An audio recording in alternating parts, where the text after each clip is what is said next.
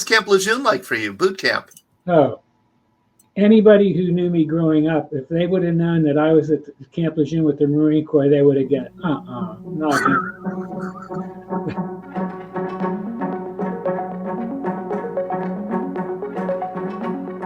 All through high school, I worked at Jordan Pharmacy. I grew up in the north side.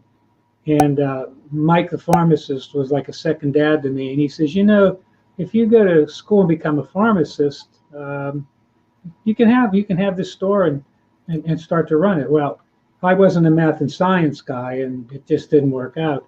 But when I was putting my choices down, my first choice was yeoman, you know, to work in the office. Okay, a yeoman in the Navy. A yeoman is a secretary or a clerk.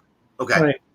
Right. That's what I put down first. And corpsman was fifth. At that time, the war had gotten started. They were gearing up the troops, so they knew they were going to need more medical people, and so they said, you're going to Corps School. They made the selection for me, and so I went to Corps School. And at that time, as I remember it, Corps School had been 16 weeks, but they were already shortening it because they needed corpsmen. And I think our class went for 12 weeks. Yeah. And then we graduated. Yeah, they didn't need you in school. They needed you in Vietnam. Right. And you're both. You're both. You were both a sailor and a Marine. Right, and I got 2 sets of uniforms to prove it. You know. What was boot camp like for you? Pardon me? What was Camp Lejeune like for you? Boot camp. Oh, anybody who knew me growing up, if they would have known that I was at Camp Lejeune with the Marine Corps, they would have get, not him. Well, I think a lot of people have heard the story, but I can tell it again because there's probably some that haven't. The way he told me that this was going to occur, he said, we will be flying up and have people on the C-130. And he says, he said, when the airplane comes down and hits the runway, it won't stop. He said it'll slow down and the tail will come down. You need to run down the ramp and then run to the side of the runway, and there's a trench line along with the airstrip because they'll be incoming. I said, oh. I said, really? And he says, yeah. And I said, you mean cannons and mortars and stuff? And he says, yeah. And I said, oh. So he said, so that was around noon, and around 3, he says, well, we're getting ready to go. Maybe it was a little later. And so we flew out and we flew up, and then he said, we're going to start our descent. So we started to come down. He hit the runway, and all of a sudden he swooped up again. And he said, he was able to talk to us. And he says, well, I guess you saw we didn't land. And he says, I said, no. And he says, there was incoming, and we were afraid we'd get hit. So we went back down to the airstrip in Phu Bai, and I guess it was Phu Bai, right? And so around 5 o'clock, he came back and he says, well, we're going to try it again. And I said, oh, okay. And so we went up, and that time we came down, and the plane started to taxi. We ran off, and I ran over to the trench line. And I think people have heard this story as well.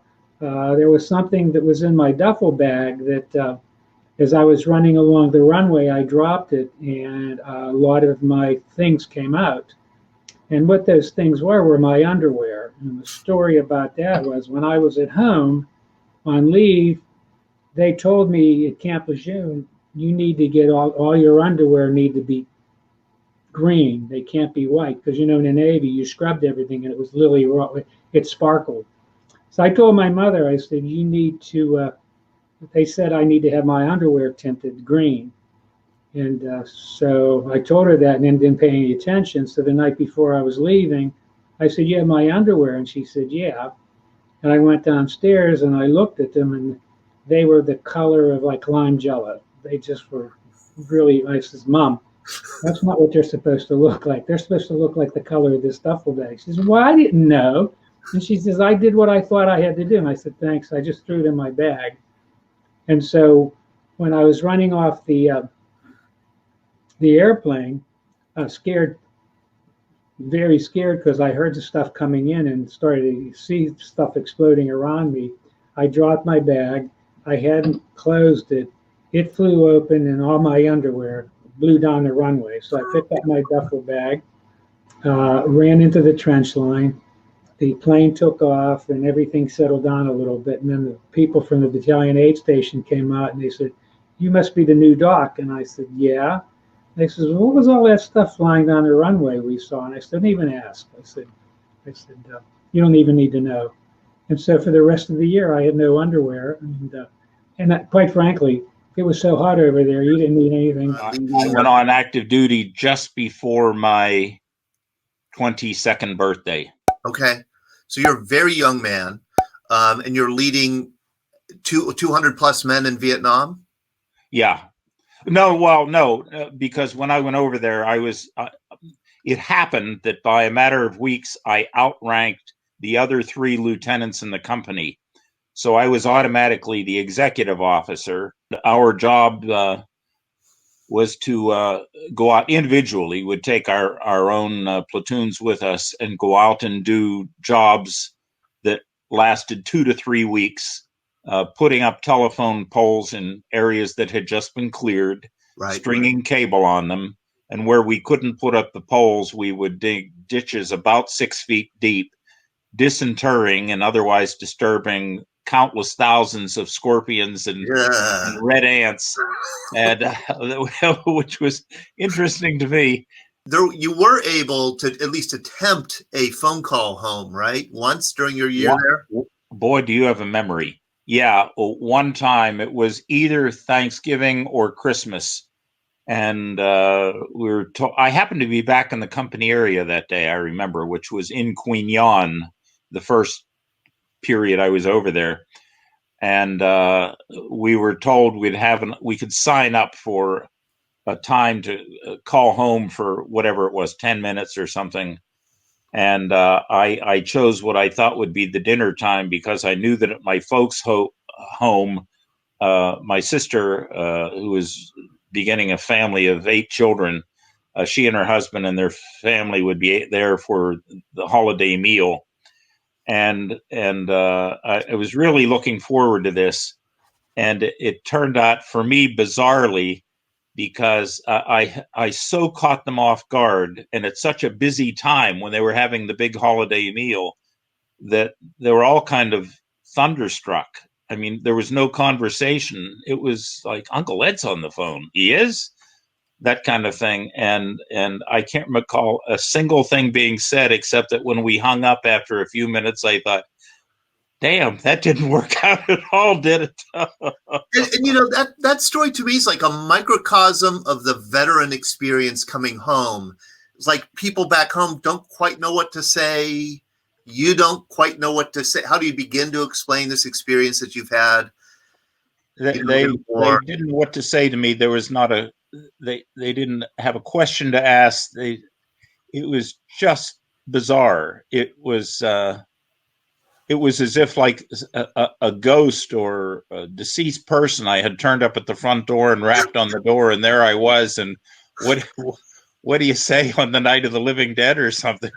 So we've had Rose on, at our live events before, and she has a wonderful story to share about her time in the Air Force. She's a retired major. And what made you want to go into the healthcare field, so to speak, in the Air Force? What made you want to be in there? Well, I'd have to say that's my sister and my mom. My mom was a nurse, and my sister went into nursing school right out of high school. I didn't quite take that path. I joined the Air Force and did that, and I didn't become a nurse until I was almost 30 years old. But my mom was a Navy nurse, so it kind of has that military history, that starts way back. When I was deployed early in 2003, and they were really just starting to try to figure out how they wanted to use all these critical care air transport teams. They had a lot. We had a lot, which was good.